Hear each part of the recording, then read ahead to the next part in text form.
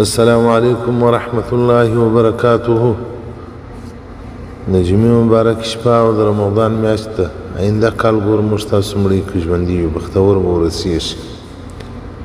ډېر خلک موږ لرو د تېر کال نارینه او زنانه چې سږ کال په روژه کې نسته. الله دې پر هغو رحم وکړي. چانس الله راکړی دی، چانس له لاسه مه ورکوئ. درود شریف ډېر پکښې وایست. عمر بن خطاب رضی الله تعالی عنه فرمایي رسول الله صلی الله علیه وسلم تاسو د جمعې په شپه او ورځ باندې درود شریف وایست. ان صلاتکم تعرض علی، ستاسو درودونه پر ما باندې عرض کړول کېږي، رارسېږي. او رسول الله صلی الله علیه وسلم فادعو لکم، زه تاسو ته دعا کوم مغفرت الله غواړم. که څوک غواړي چې د رسول الله صلی الله علیه وسلم مبارک په دعا کې ځان شریک کړي، د رسول الله صلی الله علیه وسلم دعا ورته وسي، نو هغه د درود شریف د جمعې په شپه ډېر وایي. او که څوک غواړي چې رسول الله صلی الله علیه وسلم بخښ ورته وغواړي، هغه د هم درود شریف ډېر وایي. په دنیا کې که یو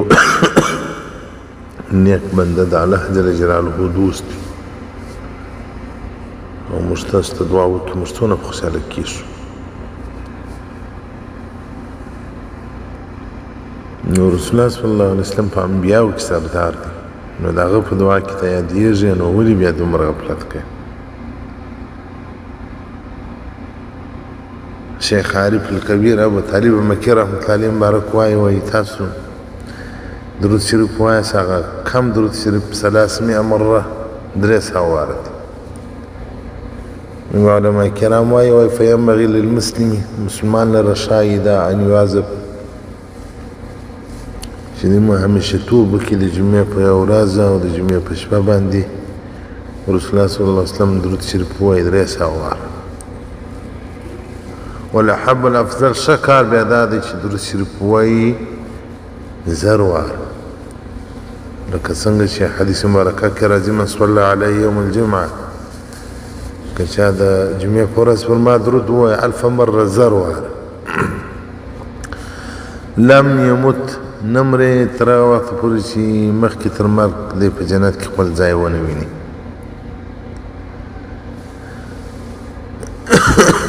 او عبدالله بن مسعود راته نور به تابعین امر کول چې رسول الله صلی الله علیه وسلم مبارک باندې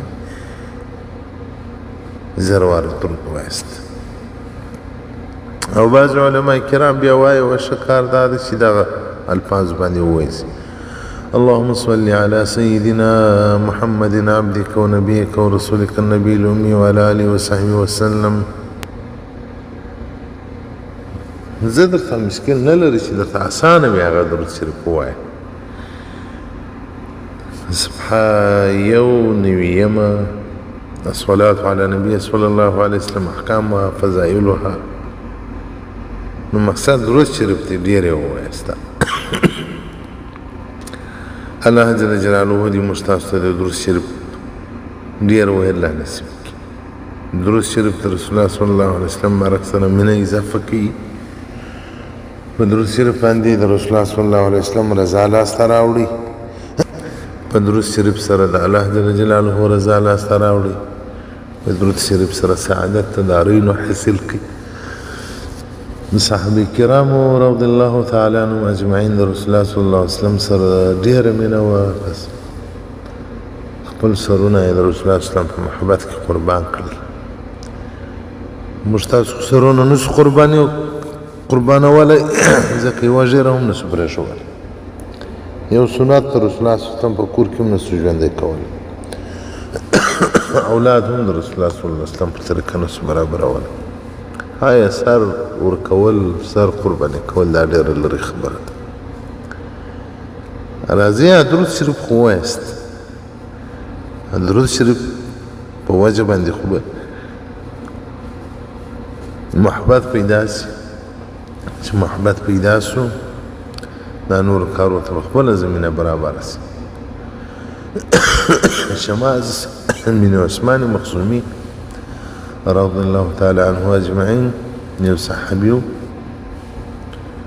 نور جنګو کې هم تللی و، خو د احد په ورځ باندې د رسول الله صلی الله علیه وسلم مبارک په سب کې حاضر و. او رسول الله صلی الله علیه وسلم بارک چې برسته طرف ته وکتل که به چپه طرف ته وکتل شماس رضی الله تعالی عنه باغه طرف ته ځغاستې توره به چلول حتی اصیب رضی الله تعالی عنه تر داسې وخت پورې چې زخمي شو رسول الله صلی الله علیه وسلم بارک ولده په مثل منن څوک نه ولیدی په جنګ کې یعنې د داسې جنګ کاوه چار طرف ته رسول الله صلی الله علیه وسلم بارک وکتل دی به هغه طرف ته سو خو دلته سرونه پرې کېږي انسانان تر پښو لاندې کېږي تورې چلیږي رسول الله صلی الله علیه وسلم بارک باندې حملې د کفار کوشش کوي چې رسول الله صلی الله علیه وسلم بارک شهید کړي چې له هر طرفه به پر رسول الله صلی الله علیه وسلم وار کېدل رسول الله صلی الله علیه وسلم به طرف ته متوجه سو شماس بن عثمان رضی الله تعالی عنه به طرف ته ځان وار کړي وارونه به شروع په دا جنګ کې چې له هر طرفه جنګ چې غوښتل نفر پر طرف ټکان شروع دشمن له هغه طرفه غلی کېږي وایي دا خلک راته بیداره دي بل طرف ته ځان کوي نو دلته شماس رضی الله تعالی عنه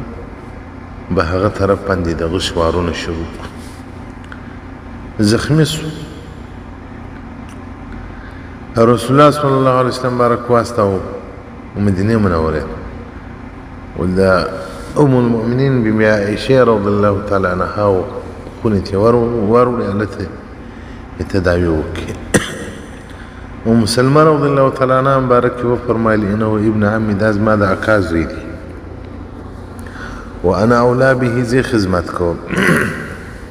بیا رسول الله صلی الله علیه وسلم بارک وفرمایل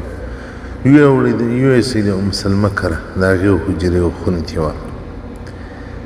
یو ورځ یو شپه تیره کړه فتوفی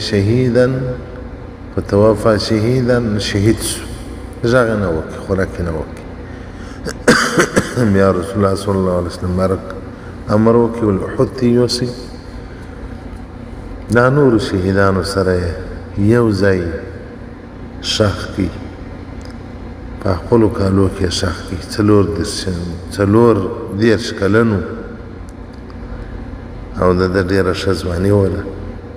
او ناوي ناوکي ښځه ورڅخه پاته سوه دته شماس ولې ویل کېدل لحسنه و جماله د ډېر ښه ښایست درلود فخور او د ده ښځې د ده په حق کې څه بیتونه وویل ول د رسول الله صلی الله علیه وسلم په محبت کې ولاړئ د رسول الله صلی الله علیه وسلم په ملګري کې ولاړئ د رسول الله صلی الله علیه وسلم بارک سره یې ملګري تر پایه وکوله او ښه ځواني او خپله ځواني یې د الله په دین کې قربان کړه الصبحه یو پنځوسم رسول صلی الله علیه وسلم فی قلوب اصحابه نو موږ تاسو کوم محبت کړی دی کوم قرباني ورکړی دی هېڅ هم نشته زموږ ستاسو سره نو راځئ کوشش وکړو په درود شریف سره ځان یو ځای ته ورسوو د جمعې مبارک شپه ده او د روژې مبارکې میاشت د الله جل جلاله دی ستاسو زموږ ژبې په درود شریف مشغوله وګرځئ الله جل جلاله دی